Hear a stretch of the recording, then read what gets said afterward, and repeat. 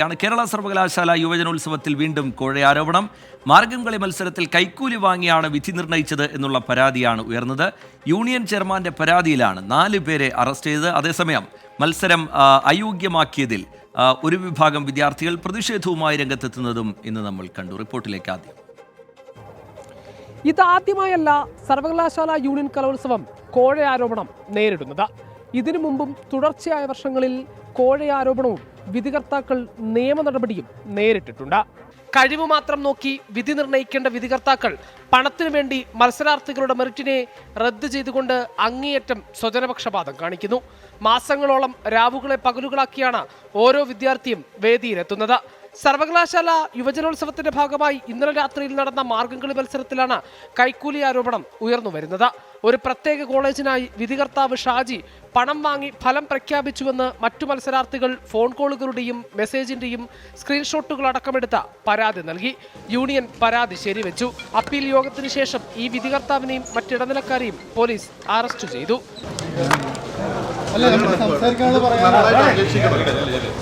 ഇത് ബലിയാടാക്കുവാണ്. തീർച്ചയായും വഴി കൂടെ പോയി ഞങ്ങളെ പിടിച്ച് വെറുതെ ഒരു ഒന്നുമില്ല. ഞങ്ങള് പ്രോഗ്രാം കാണാൻ വന്നപ്പോൾ വെറുതെ പിടിച്ച് ഞങ്ങളെ ഇന്നത്തേക്ക് ആക്കിയതാണ്. ഇതിനകത്തൊന്നുമില്ല. ബിക്കോസ് പാനൽ കൊടുത്തയാരാണെന്ന് കമ്മിറ്റിക്കാർക്ക് അറിയാവുന്നത്, ഞങ്ങൾക്കെല്ലാം അറിയാവുന്നത്. സ്റ്റേജ് മാനേജർമാരുടെ കയ്യിൽ മൊബൈൽ ഫോണുകൾ ജഡ്ജസ്മാർ കൊടുക്കണമെന്നുള്ളൊരു റൂള് പുതുതായിട്ട് ഉണ്ടാക്കുകയുണ്ടായി. അപ്പോൾ അങ്ങനെ ഒരു സംശയം വന്ന് അവരുടെ മുമ്പാകെ വെച്ച് തന്നെ ആ ഫോണൊന്ന് രാവിലെ 3 മണിയായപ്പോൾ വെളുപ്പങ്കാലത്ത് 3 മണിയായപ്പോഴാണ് 3-4 മണിയായപ്പോഴാണ് ഈ പ്രോഗ്രാം അവസാനിച്ചിട്ടുള്ളത്. അപ്പോൾ നമ്മൾ ആ സമയത്ത് കുറച്ചധികം കോളുകൾ ഈ ഫോണിലേക്ക് വരുന്ന ശ്രദ്ധപ്പെട്ടിട്ടുണ്ട്. അവരുടെ സംഭവത്തോടു കൂടി ആ ഫോണൊന്ന് പരിശോധിക്കുമ്പോഴാണ് മനസ്സിലാക്കിയത് വേറൊരു വ്യക്തി പല വർഷങ്ങളിലായിട്ട് ഈ മാഫിയ ഇത്തരത്തിലേക്ക് ഇതിനെ കൈകാര്യം ചെയ്തുകൊണ്ടിരിക്കുകയാണ്. അപ്പോൾ അവരുടെ ഇതിൽ നിന്നുള്ള മെസ്സേജുകൾ, അവരുടെ ഒരു ലോട്ട് നമ്പർ പറഞ്ഞിട്ട് അതിന് പ്രൈസ് കൊടുക്കണം എന്നുള്ള നിലയിലേക്കുള്ള മെസ്സേജുകൾ വരികയും കോളുകൾ വരികയും ചെയ്തതിൻ്റെ അടിസ്ഥാനത്തിൽ അത് കൃത്യമായി പരിശോധിച്ചുകൊണ്ടാണ് അത് രാവിലെ അടിയന്തരമായി അറിയിക്കേണ്ട കേന്ദ്രങ്ങളിൽ അറിയിക്കുകയും രാവിലെ തന്നെ 8:30 തന്നെ അപ്പലേറ്റ് കമ്മിറ്റി കൂടുകയും അതുവരെ നമ്മുടെ ഓഫീസിൽ അവരെ ഇത് കഴിഞ്ഞൊരു തീരുമാനം ഉണ്ടാക്കിയിട്ട് നമുക്ക് പിരിയാം എന്നുള്ള നിലയിൽ ഇരിക്കുകയും അത് അപ്പലേറ്റ് കമ്മിറ്റി കഴിയുകയും അത് പോലീസിനെ അറിയിച്ച് കൊണ്ട് യൂണിയൻ എന്നുള്ള നിലയിൽ ആ പരാതി കൈമാറിക്കൊണ്ട് പോലീസ് ഉടനവരെ അറസ്റ്റ് ചെയ്തുകൊണ്ട് പോകുന്ന ഒരു സ്ഥിതിയാണ് ഉണ്ടായിട്ടുള്ളത്. കോഴയാരോപണം ഉയർന്നു വന്ന സാഹചര്യത്തിൽ പുലർച്ചെ 4 മണി മുതൽ മത്സരങ്ങൾ താൽക്കാലികമായി നിർത്തിവെച്ചിരുന്നു. പോലീസിന്റെ നടപടിക്ക് ശേഷമാണ് മത്സരങ്ങൾ പുനരാരംഭിച്ചത്. അപ്പോഴും പ്രധാന വേദിയായ സെനറ്റ് ഹാളിൽ നാടകീയ രംഗങ്ങൾ. ആരോപണം ഉയർന്നു വന്ന മാർഗംകളി മത്സരം ഇനി നടത്തരുതെന്നാവശ്യപ്പെട്ടാണ് പ്രതിഷേധം. മറ്റു മത്സരങ്ങൾ നടത്തിക്കാതെ വേദിയിൽ കയറിയിരുന്നും മത്സരാർത്ഥികൾ പ്രതിഷേധിച്ചു.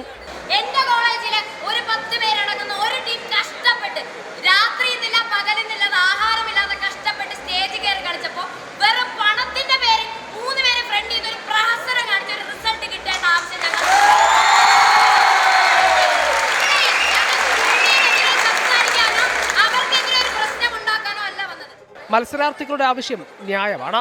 ഒരിക്കൽ കൂടി മത്സരം നടത്തുമ്പോൾ അതിനുവേണ്ട തയ്യാറെടുപ്പുകൾ ധാരാളമാണ്.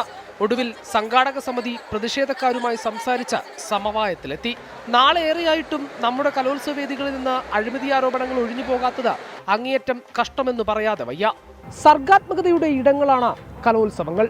കഴിഞ്ഞ കുറെ നാളുകളായി അതങ്ങനെ അല്ലാതായിട്ട് വെറും കച്ചവടം മാത്രമാകുന്നുണ്ട് നിലവിലെ കലയുടെ ഉത്സവങ്ങൾ. കൃത്യമായ ഒരു മേൽനോട്ട സംവിധാനത്തിന്റെ അപര്യാപ്തത യുവജനോത്സവങ്ങളെ അഴിമതിക്കളങ്ങളാക്കുന്നു. റിജോ വൈരാജുവിനൊപ്പം ഹരികൃഷ്ണൻ, 24 തിരുവനന്തപുരം. പൊതുജനം കഴുതയല്ല സാർ. ഗൗരവമായ പരാതിയാണ് ഉയർന്നു വന്നിരിക്കുന്നത്. മാസങ്ങളോളം കഷ്ടപ്പെട്ട് പരിശീലനം നടത്തിയിട്ട് എന്ത് കാര്യം? പണം നൽകുന്നവർ വിജയികളാവുന്ന അവസ്ഥ എന്നാണ് വിദ്യാർത്ഥികൾ ആരോപിക്കുന്നവർ പറയുന്നത്. കേൾക്കാം ചില വിദ്യാർത്ഥികളുടെ പ്രതികരണം. അവർ കഷ്ടപ്പെട്ട് പഠിച്ച് ചെയ്യുന്നതല്ലേ പിള്ളേരൊക്കെ. അപ്പം പൈസ കൊടുത്തിട്ട് പോയി കഴിഞ്ഞാൽ ശരിയാകത്തില്ല. അപ്പം അവർ കളിക്കുന്നതിനനുസരിച്ച് ഡാൻസ് കളിക്കുകയാണെങ്കിലും പാട്ട് പാടുകയാണെങ്കിലും അതിൻ്റെ അനുസരിച്ച് അവരുടെ കഴിവിനനുസരിച്ച് അവർക്ക് കിട്ടണം. ജഡ്ജസ് നേരെ ഇരിക്കണം, പൈസ മേടിക്കാതെ, അത്രേ ഉള്ളൂ. പൈസയുടെ മോഹമായിരിക്കും. കുട്ടികൾ രാവിലെ മുതലേ വൈകിട്ട് വന്നിങ്ങനെ ഇരിക്കുമല്ലേ, അവരെ ബുദ്ധിമുട്ടാണിത്. ആണ് സത്യം. രാവിലെ മുതലേ മേക്കപ്പ് ചെയ്തിട്ട് ഇരിക്കുമല്ലേ. അപ്പം അതെന്താണെന്ന് വെച്ചാൽ അവർ തീരുമാനിക്കണം. ഈ ഒരു കേസ് കാരണം ഇപ്പം സത്യം പറഞ്ഞാൽ നിർത്തി വെച്ചേക്കുന്നത്. പിന്നെ മേക്കപ്പ് ഇട്ട് കുച്ചിപ്പൊടിക്ക് വരെ ഇരിക്കുന്നവർ രാവിലെ തൊട്ട് മേക്കപ്പ് ഇട്ടുകൊണ്ടിരിക്കുക. ചിലപ്പോൾ ഫസ്റ്റ് കിട്ടേണ്ടവർക്കല്ല ഇവിടെ ഫസ്റ്റ് കിട്ടുന്ന. കൈക്കൂലി വാങ്ങിക്കുന്നെങ്കിൽ ഈ സംഘടനകളോ അല്ലെങ്കിൽ ഭരണ സമിതിയോ ചെയ്യുന്ന അവരുടെ പിടിപ്പേട് കൊണ്ട് വരുന്ന ഒരു കാര്യമാണല്ലോ. പൈസയുടെ ബലത്തിൽ മാത്രം നടക്കുന്ന ഒരു യൂത്ത് ഫെസ്റ്റിവൽ എന്നുള്ള തലത്തിൽ നിന്ന് നമുക്കിതെങ്ങനെ മാറ്റാം എന്നുള്ളത് ചിന്തിക്കണം. ട്രിവാൻഡ്രത്തെ കോളേജസിൽ പൈസ ജനറേറ്റ് ചെയ്യുന്ന അത്രയും ഞങ്ങളുടെ കോളേജ് ഉൾപ്പെടെയുള്ള കോളേജുകളിൽ പറ്റാറില്ല. അതുകൊണ്ട് തന്നെ ഞങ്ങളുടെ കോളേജിൽ ഇപ്പോൾ ഗ്രൂപ്പ് ഡാൻസ് അല്ലെങ്കിൽ പല ഐറ്റംസിനും കുട്ടികൾക്ക് പങ്കെടുക്കണമെങ്കിൽ പോലും നമുക്ക് ഫണ്ട് കണ്ടെത്താൻ പറ്റാതെ കുട്ടികൾക്ക് പങ്കെടുക്കാൻ പറ്റാത്തൊരു സാഹചര്യം വരുന്നുണ്ട്. പൈസ ഇത്രയും ഇറക്കാതെ നമുക്ക് എത്രയും കുട്ടികളുടെ കഴിവിനെ പുറത്ത് കൊണ്ടുവരാൻ എങ്ങനെയെങ്കിലും ഉള്ളൊരു സാഹചര്യം ഉണ്ടാക്കി കൊടുക്കാൻ പറ്റുമോ എന്നുള്ള തലത്തിൽ ആണ് ആദ്യം ആലോചന വരേണ്ടത്.